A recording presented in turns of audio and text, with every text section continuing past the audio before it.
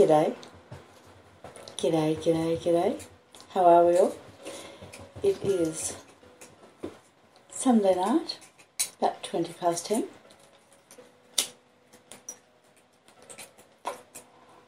And the local racer boys are going up and down the streets, honking their horns and waving at each other.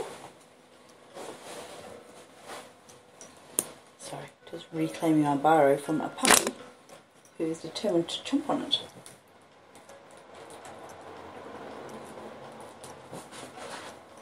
How are we all? Welcome. Fulcher. Hello. Deirdre. I can't pronounce this Skelga, but I'm learning slowly. Ta Anmadra Agam. Anmadra and Drodroid. I have a dog, and the dog is in trouble.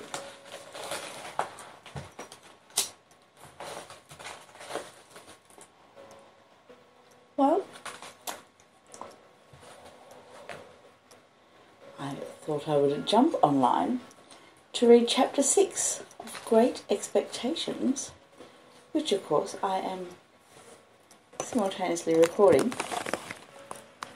on my phone via Spreaker, so that it will be uploaded as a podcast to Spotify and on this YouTube channel later on. My puppy dog is being a menace. She's chasing a piece of paper.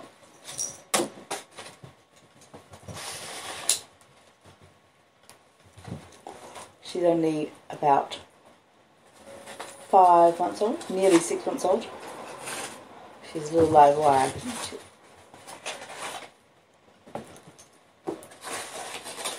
Running around the place at the moment. She's gorgeous.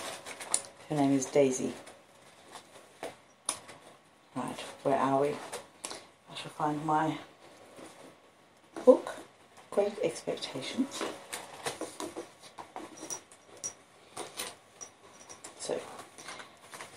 So far in Great Expectations, hey, mad puppy. Hey, mad puppy.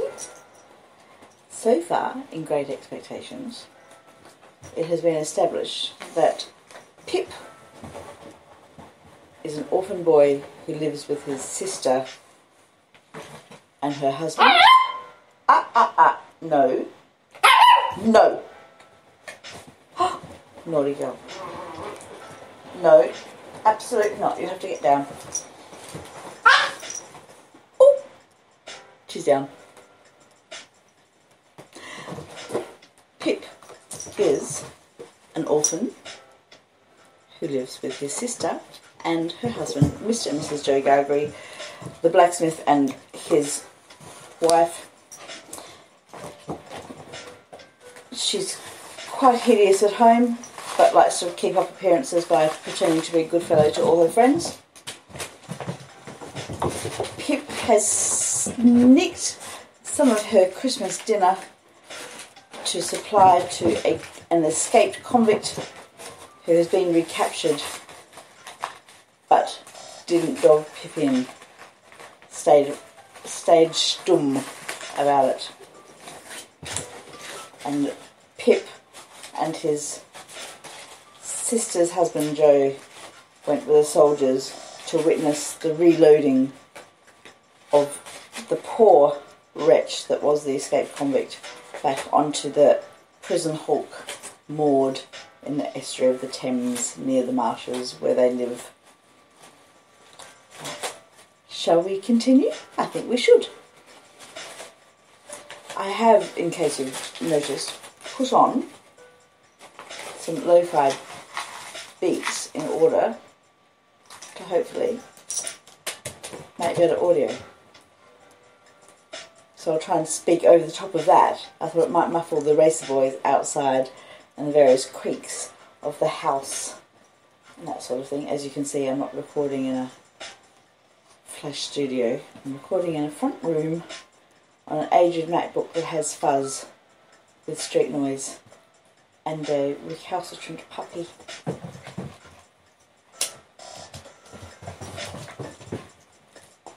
But you are very, very welcome to joining my stream, and I would like to thank all of my subscribers who have recently signed up. I do have a Patreon.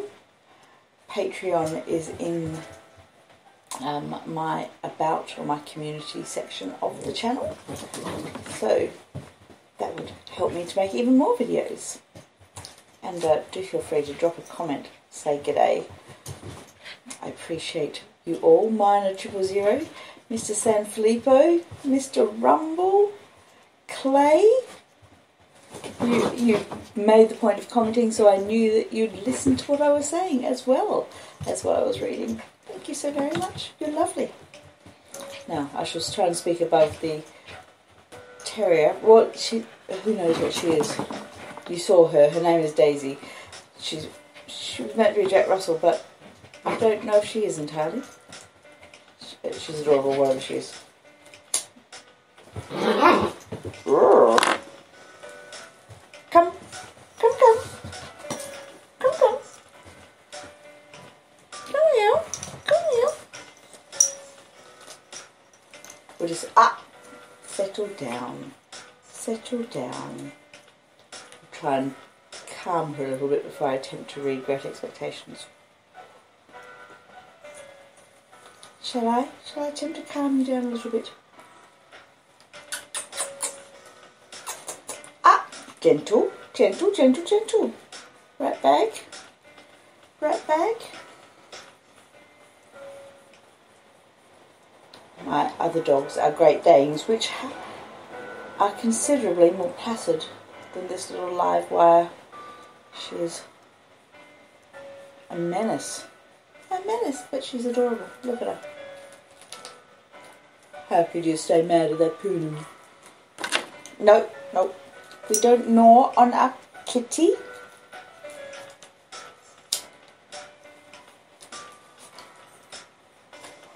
You'll have to go down. No. Down. Down there you have to stay if you're going to be naughty. Kids, what can you do? When I was 27,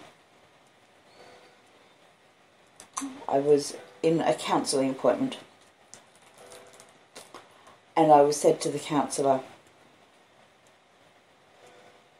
that I felt I didn't fit in to my local community, because when I went to the football games on the Sunday, I didn't fit in with everyone who could wear designer jeans and like fashion from the local boutique and that sort of thing, because I had lipedema, so I was big, so I could like barely fit into anything, usually skirts, you know, and most people wore jeans and casual stuff on the weekend, and I was stuck with dresses and things that fit.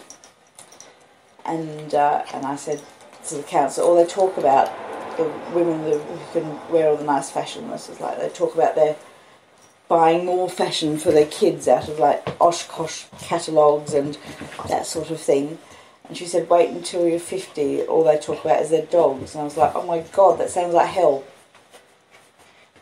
And now I'm in my 50s and I have what could be argued as far too many dogs. Not all of them as well behaved as they should be. Sit down. Sit.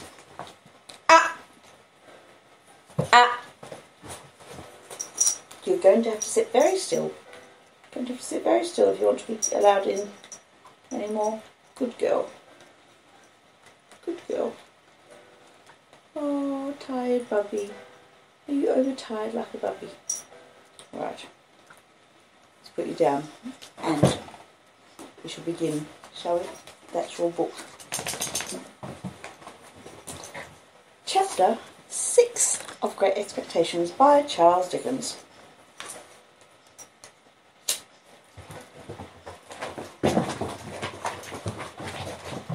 You'll have to excuse the high-speed terrier.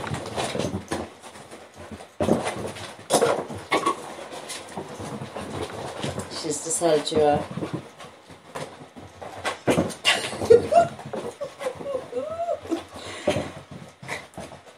decided to have a take of the zoomies at 10 o'clock at night. This isn't on, Daisy. Knock it off, or I shall put you away. Chapter 6. My state of mind regarding the pilfering from which I had been so unexpectedly exonerated did not impel me to frank disclosure, but I hope it had some dregs of good at the bottom of it. I do not recall that I felt any tenderness of conscience in reference to Mrs. Joe when the fear of being found out was lifted off me. But I loved Joe, perhaps for no better reason in those early days than because the dear fellow let me love him, and as to him, my inner self was not so easily composed.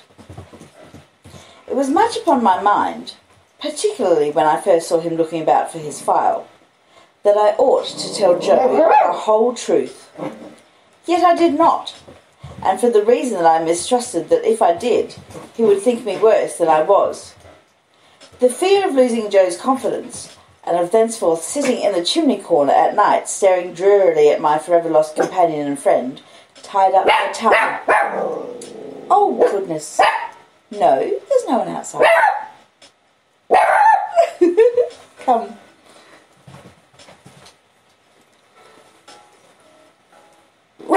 Rough, indeed. Rough, indeed. No, settle down or you have to go away.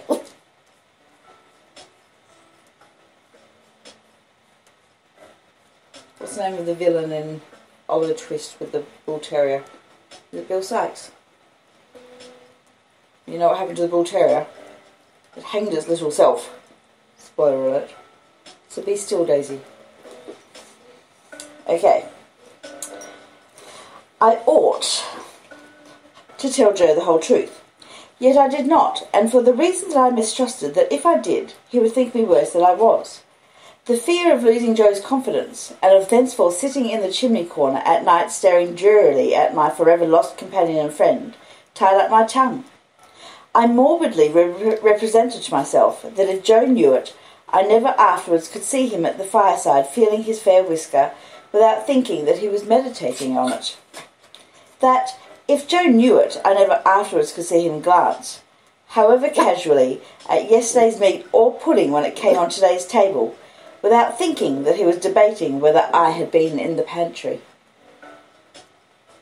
That, if Joe knew it, and at any subsequent period of our joint domestic life remarked that his beer was flat or thick, the conviction that he suspected tar in it would bring a rush of blood to my face.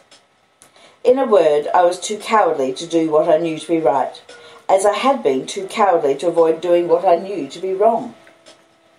I had had no intercourse with the world at that time, and I imitated none of its many inhabitants who act in this manner. Quite an untaught genius, I made the discovery of the line of action for myself. As I was sleepy, before we were far away from the prison ship, Joe took me on his back again and carried me home. He must have had a tiresome journey of it, for Mr. Wopsle, being knocked up, was in such a very bad temper that if the church had been thrown open, he would probably have excommunicated the whole expedition, beginning with Joe and myself. In his lay capacity, he persisted in sitting down in the damp to such an insane extent that when his coat was taken off to be dried at the kitchen fire, the circumstantial evidence on his trousers would have hanged him if it had been a capital offence. By that time, I was staggering on the kitchen floor. She jumped. She's fine. Oh, she's back. By that time, I was staggering on the kitchen floor like a little drunkard, through having been newly set upon my feet, and through having been fast asleep, and through waking in the heat and lights and noise of tongues.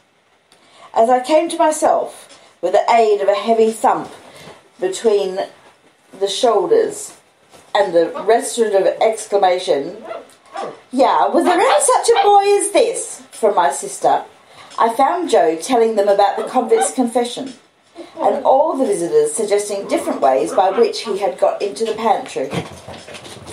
Mr. Pumblechook made out, after carefully surveying the premises, that he had first got upon the roof of the forge, and had then got upon the roof of the house, and had then let himself into the kitchen chimney by a rope made of his belly cut into strips. Daisy, you're positively Dickensian. Shush. Shush, I say. A great day you never behave like this, I say.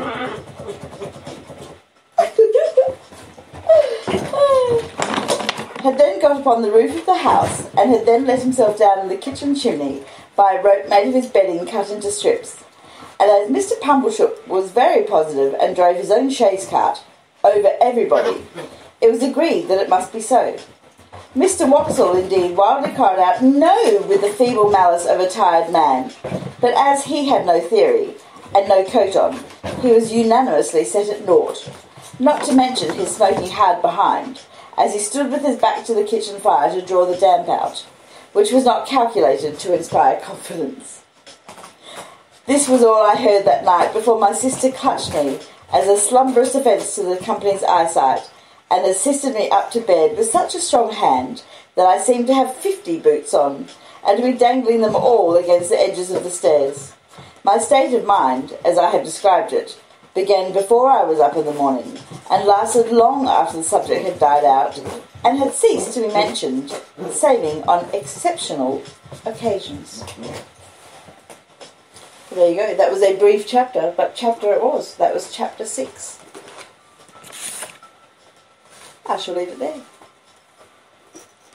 given that I had a bit of a preamble before. So, thank you very much for tuning in to watch my stream. As I read Great Expectations, I'll work through it. I shall return. I'll be off for a couple of nights. I'm going to gad about this fabulous island of Ireland. I'm going to visit Dublin and Cork, and then I shall return in a few nights, and I will read chapter 7 of Great Expectations. But keep watching the channel so you can see me in various scenic locations around Ireland. I won't have Daisy. She will have to remain here. Poor Daisy. Alright, I'm Mama Duck. Please like, subscribe, share me around, and I'll see you when you've got nothing on.